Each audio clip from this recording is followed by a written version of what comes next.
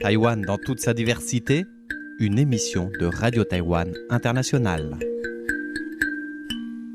Bonjour à toutes et à tous, c'est Sasa qui vous accompagne pour ce nouvel épisode de Taïwan dans toute sa diversité. Comme vous le savez, nous explorons actuellement la diversité de Taïwan à travers les droits de l'homme, un domaine dans lequel Taïwan est l'un des pays les plus avancés d'Asie. Toutefois, nous avons commencé cette série par un sujet pour lequel Taïwan a encore une marge de progression, il s'agit de l'accueil des réfugiés. En effet, à ce jour, Taïwan n'a pas de loi sur l'accueil des réfugiés pour plusieurs raisons, mais principalement parce qu'adopter une telle loi rendrait les relations avec la Chine encore plus complexes. Après vous avoir parlé des Hongkongais en exil à Taïwan en raison de la répression des militants ces dernières années, aujourd'hui je fais un focus sur les Tibétains en exil à Taïwan. Pour cela, j'ai interviewé Tashi Tsering, président de l'Association taïwanaise pour le bien-être des Tibétains, et j'ai complété son témoignage par la lecture d'un article approfondi sur les Tibétains en exil à Taïwan, publié en 2021 par le magazine en ligne The Reporter. Avant tout, faisons un point sur l'histoire moderne du Tibet. Je ne vais pas entrer dans les détails de l'histoire ancienne, car le Tibet est au carrefour entre les mondes chinois, indiens, turcophones et mongols, et a ainsi une histoire très riche et complexe. Donc passons directement à l'histoire moderne. Peu après la victoire du Parti communiste chinois sur le parti nationaliste Kuomintang qui s'est réfugié à Taïwan, l'armée populaire de libération chinoise est entrée au Tibet en 1950. Et l'année suivante, sous la menace de l'armée chinoise, le Tibet est devenu une région de Chine. Et à partir de là, il y a deux visions antagonistes de l'histoire. Pour le Parti communiste chinois, le Tibet a été libéré et ça a été suivi d'une modernisation qui se poursuit aujourd'hui, alors que les Tibétains en exil considèrent en revanche que c'était une invasion suivie d'une période de colonisation qui se poursuit jusqu'à présent avec une velléité de faire disparaître la culture tibétaine. En 1959, les Tibétains se sont soulevés et la répression violente a conduit le Dalai Lama et de nombreux Tibétains à s'exiler principalement en Inde et au Népal et à établir un gouvernement en exil à Dharamsala. Aujourd'hui, il y a environ 6 millions de Tibétains au Tibet et 160 000 vivant en exil à l'étranger, dont environ la moitié en Inde et au Népal. À Taïwan, il n'y a que quelques centaines de Tibétains. Ceux qui sont arrivés pendant la période de la loi martiale et ceux qui sont arrivés après sa levée en 1987 n'ont pas forcément beaucoup de contacts car ils sont arrivés avec des états d'esprit différents. En effet, à l'époque de la loi martiale, environ 1 millier de Tibétains ont été recrutés en Inde par la Commission des affaires mongoles et tibétaines qui dépendait du gouvernement nationaliste, dans l'objectif notamment de rejoindre le front anticommuniste. Beaucoup ont obtenu depuis le droit de séjour à Taïwan, se sont mariés ici et ont été naturalisés. Mais le gouvernement de Chiang Kai-shek considérait le Tibet comme faisant partie de la République de Chine, ce qui contredisait le concept d'indépendance tibétaine prôné à l'époque par le gouvernement tibétain en exil, qui considérait même les Tibétains venus à Taïwan comme des traîtres. La situation a drastiquement changé après la levée de la loi martiale à Taïwan en 1987 et surtout après l'invitation du Dalai Lama par le président Lee Teng-hui qui l'a ainsi accueilli à Taïwan en 1997 pour sa première visite. Un an plus tard était créée la fondation religieuse tibétaine du Dalai Lama à Taïwan, c'est-à-dire un bureau de représentation de facto du gouvernement tibétain en exil. Taïwan est alors devenue une destination considérée comme accueillante par les Tibétains en exil. Ceux qui sont venus à ce moment-là travaillaient pour cette fondation ou cherchaient de meilleures opportunités économiques qu'en Inde ou au Népal, voire même un tremplin pour immigrer vers l'Europe ou les États-Unis, mais c'est un rêve que peu d'entre eux ont pu réaliser car cela coûte très cher. Ce n'est pas toujours facile de voyager pour les Tibétains en exil. Le gouvernement indien leur délivre un document de voyage pour apatrides qui est plus ou moins bien reconnu selon les pays. À Taïwan, une grande partie des Tibétains vivent dans la région de Taoyuan, dans le nord-ouest, et ont reçu des titres de séjour taïwanais, sauf pour une dizaine d'entre eux arrivés tout récemment et qui n'ont pas encore réussi à régulariser leur situation. Ils sont soutenus dans leur démarche administrative par des associations de défense des droits de l'homme taïwanaises. Voilà pour le contexte général. Pour compléter, je vous propose d'écouter le témoignage de Tashi Tsering, président de l'Association taïwanaise pour le bien-être des Tibétains. Je l'ai interviewé le 4 juin dernier lors de la commémoration à Taipei du massacre de Tiananmen il y a 34 ans, commémoration à laquelle il a participé.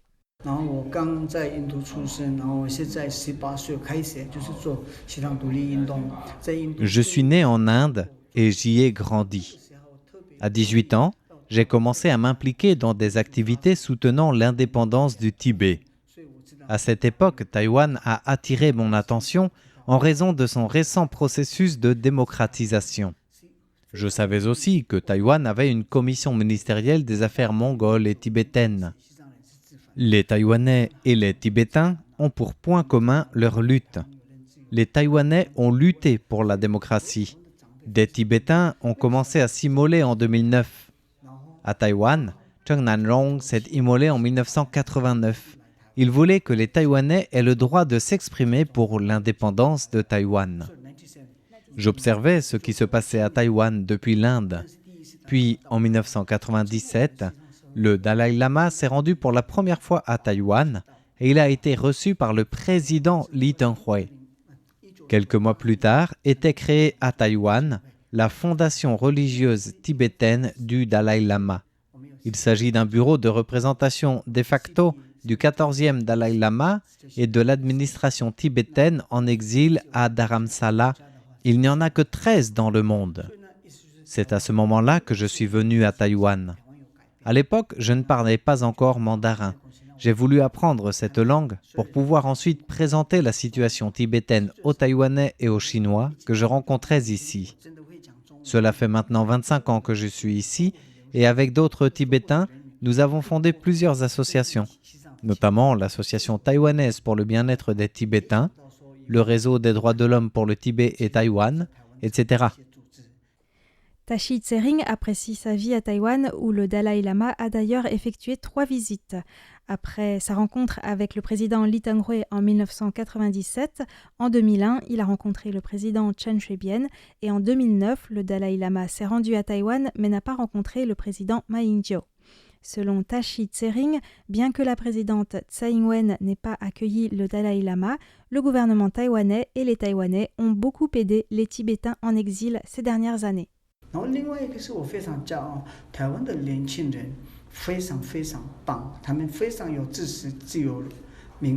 Ce qui me rend fier, c'est que les jeunes Taïwanais soutiennent la démocratie et la liberté.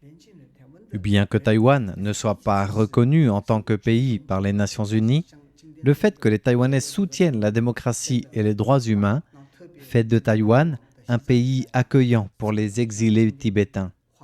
Parmi les pays sinophones, c'est aujourd'hui l'endroit le plus libre et à partir duquel on peut lutter contre le Parti communiste chinois.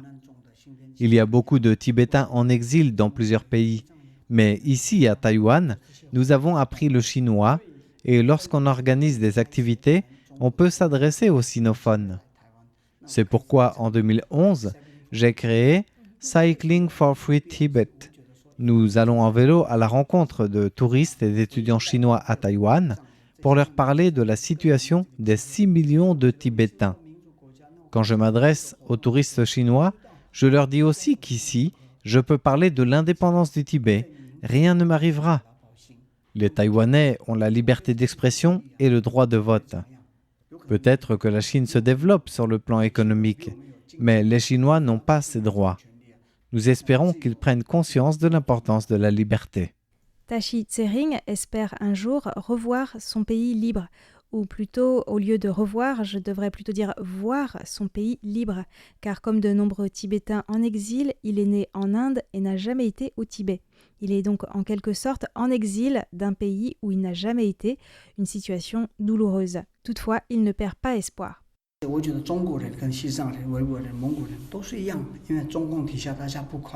Je pense que les Chinois, les Tibétains, les Ouïghours, les Mongols, nous sommes tous pareils. C'est-à-dire que si nous nous opposons au Parti communiste chinois, nous avons des ennuis. Mais aujourd'hui, à l'occasion de la commémoration du 4 juin, je voudrais dire aux Chinois, ne soyez pas égoïstes, Si vous ne pensez qu'à l'argent et que vous ne vous battez pas pour la liberté d'expression, ni pour le droit de changer de gouvernement, la société sera aussi comme ça pour vos enfants. Ils n'auront même pas le droit de critiquer. Un soulèvement est possible. En 1989, beaucoup de jeunes se sont sacrifiés pour l'avenir de la Chine. Des Tibétains s'immolent depuis plusieurs années. Beaucoup de Hongkongais partent en exil. Pourquoi est-ce que les Chinois ne se soulèvent pas? S'ils veulent que la Chine devienne plus libre, il faut se soulever et nous pouvons tous nous unir pour atteindre cet objectif. Aujourd'hui, avec la surveillance de masse et en temps réel permise par les outils numériques et le système de crédit social en Chine, il est beaucoup plus difficile pour les Chinois de se soulever qu'en 1989.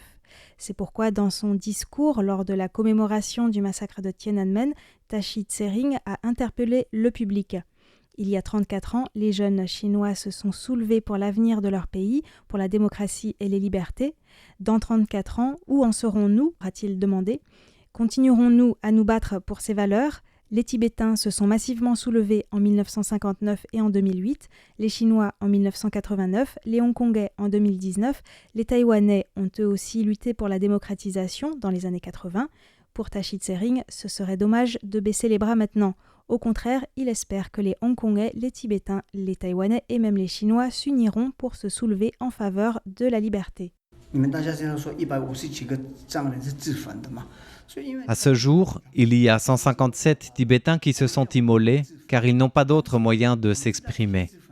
Nous n'encourageons pas les immolations, mais ils sacrifient leur vie, ce qu'ils ont de plus précieux, pour la liberté et la démocratie au Tibet, ainsi que pour préserver leur culture. C'est la dernière chose qu'ils peuvent faire pour que le monde prête attention à ce qui se passe au Tibet. En exil, nous continuons aussi à lutter et gardons espoir.